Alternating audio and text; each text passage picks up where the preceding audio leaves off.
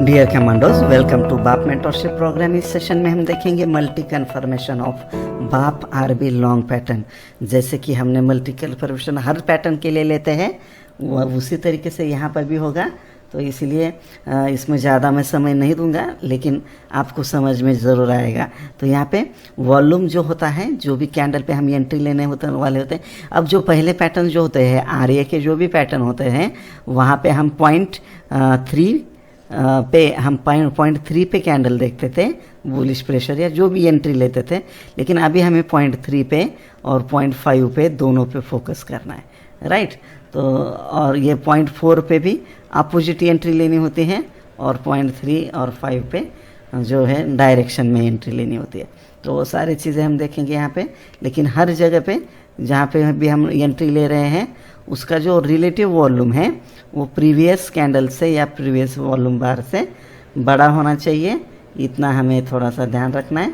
और इसके बाद जो वहाँ पे जो 3 नंबर और 5 नंबर के पॉइंट हैं, वहाँ पे जो प्रेशर है कैंडल स्टिक पे, बुलिश प्रेशर होना चाहिए, है कि नहीं।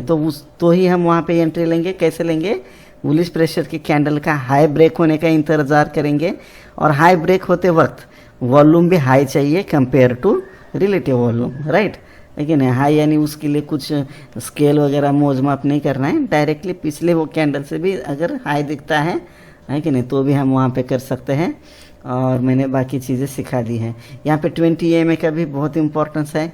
हर बार जब रिट्रेस होता है मार्केट, है कि नहीं, पॉइंट 1 से पॉइंट 3 से, तो यहाँ तक 20 EMA तक आने के चांसेस है। लेकिन इस पैटर्न में कंपल्शन नहीं है कि 20 EMA तक आना चाहिए। जैसे RA पैटर्न जो भी है, शॉर्ट या लॉन्ग, 20 EMA तक रिट्रेस होने के चांसेस ज़्यादा थे, लेकिन यहाँ पे उतने चांसेस नहीं है। लेकिन आप इसको यूज़ कर सकते हो। मोमेंटम इसमें बहुत इम्पॉर्टेंट है। मोमेंटम के लिए हम RSI यूज़ करते हैं। RSI का जोन जो होता है यहाँ पे बहुत इम्पॉर्टेंट वर्क करता है। जैसे कि यहाँ पे ये 1, 2, 3, 4 और ये 5, ये 5 नंबर पे हमने एंट्री करी, और यहाँ पे मार्केट जब आता है, ये इसको ट्रेडिशनली नेकलाइन बोला जाता है। हमारा ये जोन 2 है, पॉइंट नंबर 2 का। यहाँ पे जो ये पॉइंट नंबर 2 जब ब्रेक होता है किसी कैंडल से, राइट, तब यहाँ पे RSI अगर 60 को क्रॉस हो रहा है तो और मज़ा आता है। ये क्रॉस किया है ऑलरेडी, या कर रहा है, या हो सकता है ये नियर अबाउट है, लेकिन 50 के ऊपर रहेगा तो भी चलेगा, नहीं तो आप फिर कंफ्यूज हो जाओगे। लेकिन यहाँ पे अगर हमें 2-4 स्टॉक है हमारे पास जो इस तरीके का पैटर्न दिखा रहे हैं, तो हम उस स्टॉक को प्रेफरेंस देंगे जो यहाँ पे RSI 60 को क्रॉस कर रहा है। तो इस तरीके से मोमेंटम का यूज़ कर सकते हो, है कि नहीं। और इसका बुल जोन में भी रहे, अगर 60 नहीं है, बुल जोन में भी रहेगा तो भी चलेगा। सिंपली RSI इंक्लाइन कर रहा है, ऊपर की तरफ जा रहा है, तो भी चलेगा, कोई दिक्कत नहीं है। लेकिन 60 रहेगा तो बहुत बेटर रहेगा, राइट। तो अगर RSI डाइवर्जन दिखा रहा है, बुलिश डाइवर्जन, तो यहाँ पे बुलिश डाइवर्जन किस तरीके बन सकते हैं?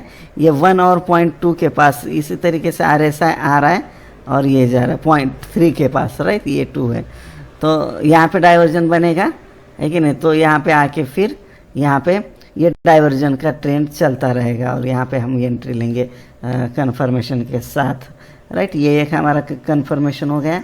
और फिर सपोर्ट, ट्रेंड लाइन, रेजिस्टेंस, ये सारी चीज़ें अगर यहाँ पे तो क्लियरली आपको पता ही चल रहा है कि 1, 2, 3, 4 और ये 5, तो ये जो जोन 1 है ये एज अ सपोर्ट एक्ट करेगा ही करेगा। ये यहाँ तक आएगा या इससे पहले ही निकल जाएगा ऊपर की तरफ, अगर ज़्यादा बायर्स वहाँ पे आ गए तो, राइट। तो ये इस तरीके से सपोर्ट का काम करना है।